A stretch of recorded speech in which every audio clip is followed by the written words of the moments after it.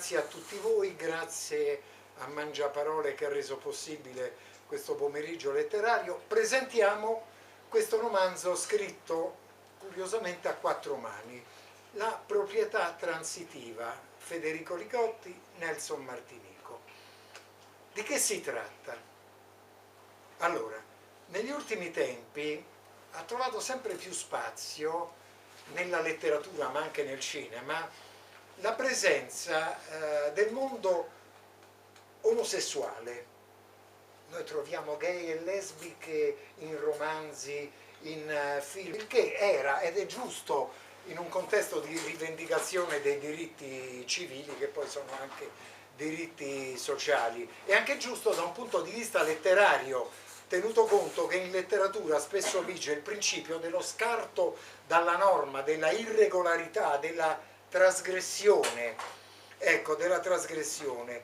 Però adesso voglio esprimere un punto di vista che non è poi soltanto mio. Da qualche tempo questa presenza del mondo omosessuale è divenuta quasi fissa, si è come stereotipata, scontata per certi aspetti, convenzionale. Ora, voglio dire, il rischio è quello di scadere nel conformismo, dell'anticonformismo a tutti i costi. Ora, per evitare questo rischio, ma anche per evitare il rischio del piattume narrativo, a me e a mio figlio, a dire il vero più a lui che a me, è venuta questa idea, nel tentativo di salvaguardare un discorso sulla diversità, un discorso corretto e originale.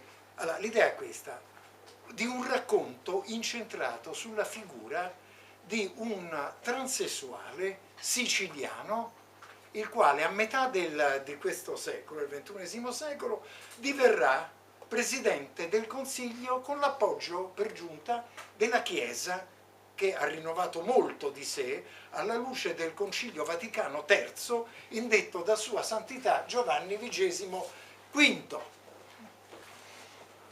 Dice, ma questo è a dir poco utopico, ma dell'utopia sono lastricate non soltanto le vie del Signore, ma anche le vie della letteratura, e per dirla in ogni caso alla Émile Cioran, senza utopia la vita diventa irrespirabile.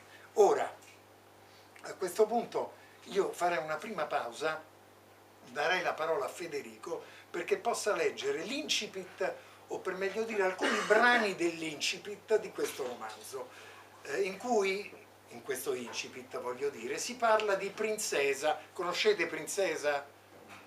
Ecco, la protagonista transessuale di De André, di una bellissima peraltro canzone di De André del suo ultimo album Anime Sacre. Ecco, leggiamo allora Princesa. Anche da parte mia un ringraziamento speciale va a Marco di Mangiaparole, a Nelson per la parola e un caloroso abbraccio a tutti voi che siete convenuti in maniera così numerosa e partecipata. Allora, do lettura dell'incipit, come anticipato da Nelson. Mi chiamano Princesa, come il sogno di un cantautore genovese spento 50 anni fa dall'ennesima sigaretta e annegato in un bicchiere di troppo.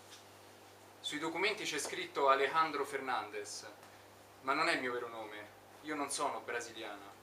Non è facile cambiare i dati anagrafici. L'ufficio apposito, il CRG, Cambio Rapido Generalità, non è aperto a tutti.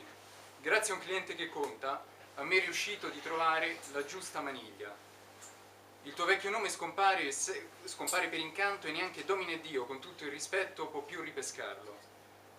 Questo sogno lo covavo da tempo, forse dalla nascita, ma ho cominciato a realizzarlo solo quando mia madre si è ammalata. 1 anno e mezzo fa, improvvisamente quegli strani squilli nel mezzo della notte.